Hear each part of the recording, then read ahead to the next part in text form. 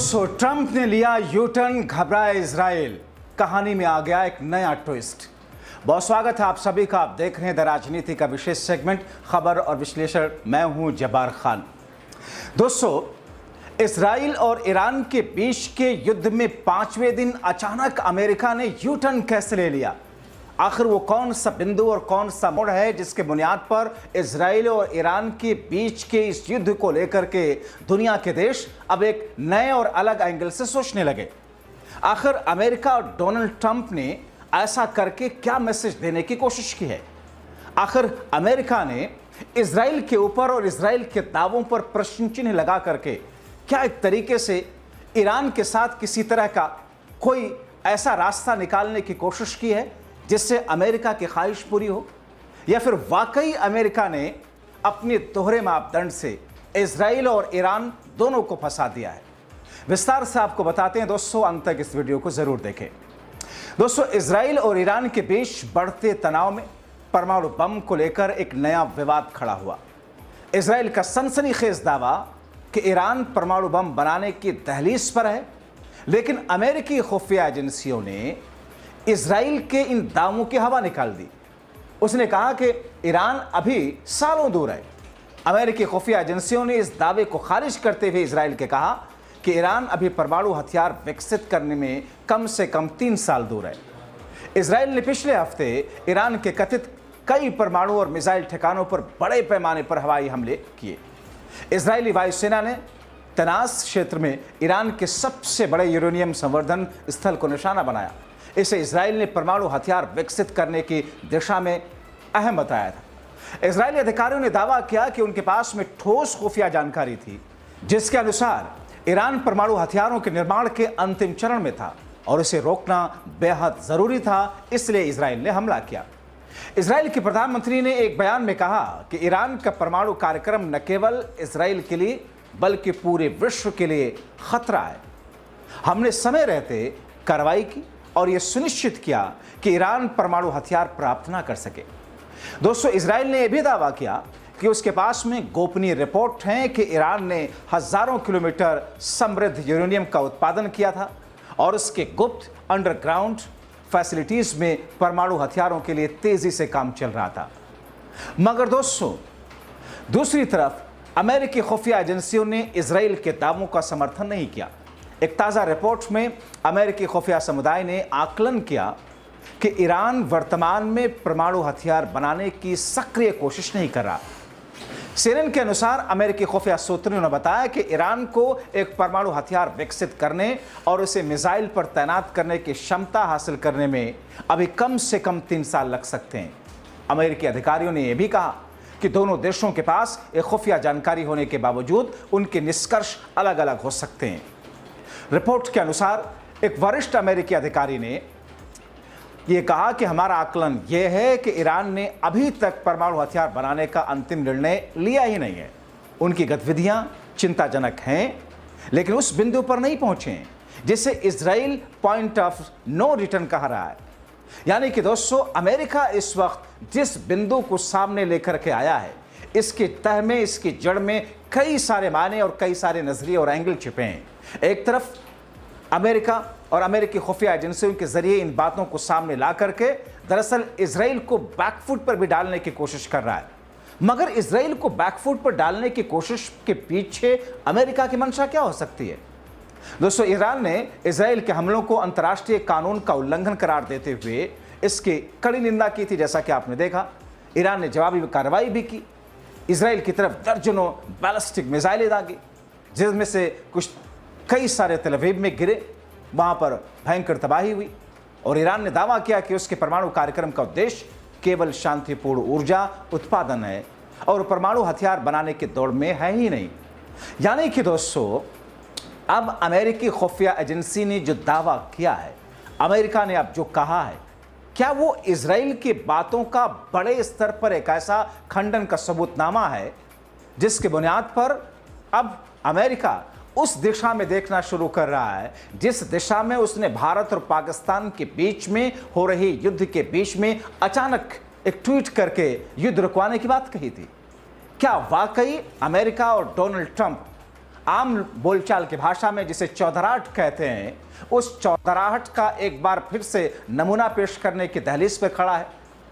मगर दूसरी तरफ सवाल ये कि रशिया और यूक्रेन के बीच के युद्ध को लेकर के अगर अमेरिका वाकई, डोनाल्ड ट्रंप वाकई इसी स्टेज पर, इसी स्तर पर उनकी रणनीति कामयाब होती है, उनकी बातें सुनी जाती हैं, तो फिर यूक्रेन और रशिया के बीच में वो कामयाब क्यों नहीं हुई? मगर भारत और पाकिस्तान के बीच में जिस आसानी के साथ में उनको कामयाबी मिली, जिस तरीके से उनका दबाव बनाया गया उनकी तरफ से, जिसको लेकर के भारत में राजनीति चरम पर है, अब क्या इजराइल और ईरान के बीच में डोनाल्ड ट्रंप कुछ वही स्थिति देख रहे हैं? दोस्तों, ईरान के विदेश मंत्रालय ने इस बीच में एक बयान में कहा कि इजराइल का यह दावा पूरी तरीके से गलत है, क्षेत्र में स्थिरता पैदा करने का प्रयास है इजराइल के जरिए। हमारी परमाणु सुविधाएं अंतर्राष्ट्रीय परमाणु ऊर्जा एजेंसी यानी कि IAEA के निगरानी में है। IAEA जिसके प्रमुख ने हाल में ही संकेत दिए कि इजराइल के हमलों से ईरान की सबसे बड़ी परमाणु सुविधा को व्यापक नुकसान हुआ है। इजराइल और ईरान के बीच में परमाणु विवाद कोई नया नहीं दोस्तों। आप जानते हैं 1992 में इजरायली सांसद बेंजामिन नेतन्याहू ने दावा किया था कि ईरान 3 से 5 साल में परमाणु हथियार बना सकता है। तब से इजराइल बार बार उसी तरीके के दावा करता आया है, लेकिन अमेरिकी और अंतर्राष्ट्रीय खुफिया एजेंसियों ने इन दावों के बारे में कम तरह का। ट्रंप के राष्ट्रीय खुफिया निदेशक तुलसी गबार्ड ने मार्च में कहा था कि अमेरिकी खुफिया समुदाय का यह आकलन रहा है कि ईरान परमाणु हथियार नहीं बना रहा, और सर्वोच्च नेता खामनेई ने 2003 में निलंबित किए गए परमाणु हथियार कार्यक्रम को अधिकृत नहीं किया है। दोस्तों, साल 2024 में इजराइल और अमेरिका ने संयुक्त रूप से अनुमान लगाया था कि ईरान को परमाणु हथियार बनाने में 10 से 18 महीने लग सकते हैं, यानी कि करीब साल से 1.5 साल। मगर तब और अब इस बीच में अंतर क्या आया? लेकिन इसके लिए उसे हथियार ग्रेड यूरेनियम को और समृद्ध करने और इसे मिसाइलों पर तैनात करने की तकनीक विकसित करने की जरूरत होगी, ऐसा उनका मानना था। और इस तनाव ने वैश्विक समुदाय को चिंता में डाल दिया था। संयुक्त राष्ट्र के महासचिव ने दोनों पक्षों से संयम बरतने, बातचीत के जरिए विवाद सुलझाने की अपील की। रूस और चीन ने इजराइल के हमलों की कड़ी निंदा की, जबकि अमेरिका ने अपने सहयोगी इजराइल का समर्थन करते हुए कहा कि वो क्षेत्र में स्थिरता के लिए प्रतिबद्ध है। दोस्तों, वॉल स्ट्रीट जर्नल के अनुसार वित्तीय बाजारों ने अभी तक इस तनाव को गंभीरता से नहीं लिया है, अगर देखा जाए तो। लेकिन जानकारों ने चेतावनी दी कि अगर युद्ध बढ़ा तो तेल की कीमतों, वैश्विक आपूर्ति पर गंभीर असर पड़ सकता है। इन विरोधाभासी दावों ने इजराइल और अमेरिका के बीच में मतभेदों को उजागर कर दिया, जो पहले से ही ईरान को लेकर के कई मुद्दों पर असहमत रहे हैं। जानकारों का यह मानना है कि इजराइल के हमलों से ईरान का परमाणु कार्यक्रम कुछ समय के लिए पीछे धकेला जा सकता है, लेकिन इससे क्षेत्रीय तनाव और बढ़ेगा। इस बीच में अमेरिकी राष्ट्रपति डोनाल्ड ट्रंप ने कहा कि वो ईरान के साथ परमाणु मामले का वास्तविक अंत चाहते हैं। संकेत दिया कि वो वरिष्ठ अमेरिकी अधिकारियों को ईरान भेज सकते हैं। सोशल मीडिया प्लेटफॉर्म एक्स पर CBS न्यूज़ के एक रिपोर्ट द्वारा पोस्ट की गई टिप्पणियों के अनुसार ये टिप्पणी कनाडा से आधी रात को प्रस्थान के दौरान, जहां उन्होंने सोमवार को ग्रुप ऑफ 7 नेशंस के शिखर सम्मेलन में भाग लिया था। ट्रंप ने कहा कि इजराइल ईरान पर अपने हमलों में कमी नहीं लाएगा। CBS पत्रकार ने एयरफोर्स 1 पर ट्रंप के हवाले से कहा कि आपको अगले 2 दिनों में पता चल जाएगा। अभी तक किसी ने भी हमले धीमे नहीं किए। उन्होंने कहा कि मैं ऐसा कर सकता हूं। ऐसा संकेत दिया कि ईरान के अधिकारियों से मिलने के लिए हम मिडिल ईस्ट दूत स्टीव विटकाफिया या उपराष्ट्रपति JD वेंस को भेज सकते हैं। डोनाल्ड ट्रंप के हवाले से बात कही गई। और इस बीच में पॉलिटिको की रिपोर्ट्स के अनुसार ट्रंप ईरान द्वारा पूरी तरीके से हार मानने की उम्मीद कर रहे हैं। ऐसी भी खबरें हैं कि मिडिल ईस्ट में अमेरिकी दूत स्टीव विटकॉफ और ईरानी विदेश मंत्री अब्बास अराक्ची के बीच में इस बैठक की संभावना पर मंथन भी जारी है। यह बैठक इसी सप्ताह में भी हो सकती है। ट्रंप शासन का कहना है कि राष्ट्रपति अभी भी ईरान के साथ परमाणु समझौते का लक्ष्य बना रहे, भले ही सैन्य टकराव सामने आ रहा हो। G7 शिखर सम्मेलन में विश्व नेताओं की बैठक में इजराइल ईरान ने संघर्ष को कम करने का आह्वान किया गया, दोनों से ही, जिसमें यह कहा गया कि ईरान अस्थिरता का स्रोत है और उसके पास कभी भी परमाणु हथियार नहीं होना चाहिए, जबकि इजराइल के आत्मरक्षा के अधिकार की वकालत भी की गई, जो बहुत ही स्वाभाविक है।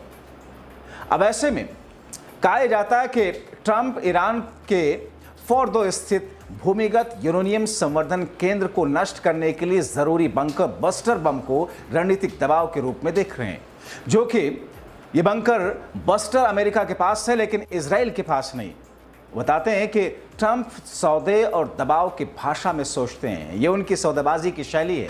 उसी अधिकारी का एक दावा यह भी है कि ईरान बातचीत करना चाहता है, लेकिन सवाल यह है कि क्या वो पूरी तरीके से झुका है? अगर हाँ, तो क्या अमेरिका किसी हद तक संवर्धन की अनुमति देगा? ये देखना बहुत महत्वपूर्ण होगा। अमेरिकी रक्षा मंत्री, जिन्होंने फॉक्स न्यूज पर कहा कि राष्ट्रपति ट्रंप अब भी शांति की आशा रखते हैं, स्पष्ट किया अमेरिका अभी बातचीत को तरजीह दे रहा।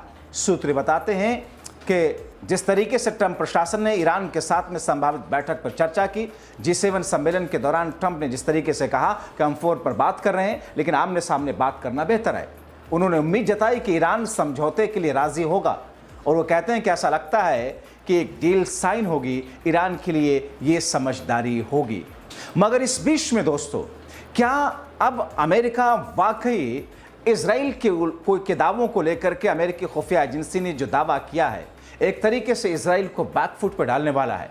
मगर दूसरी तरफ अमेरिका और डोनाल्ड ट्रंप के भारतीय आम बोलचाल की भाषा में जिसे चौधराहट कहते हैं, उस चौधराहट और रुतबे को बरकरार रखने के लिए एक तरीके से ताना बाना बनाया जा रहा है। वक्त का इंतजार कीजिए। आप क्या सोचते हैं? अपनी राय कमेंट बॉक्स में जरूर लिखिए।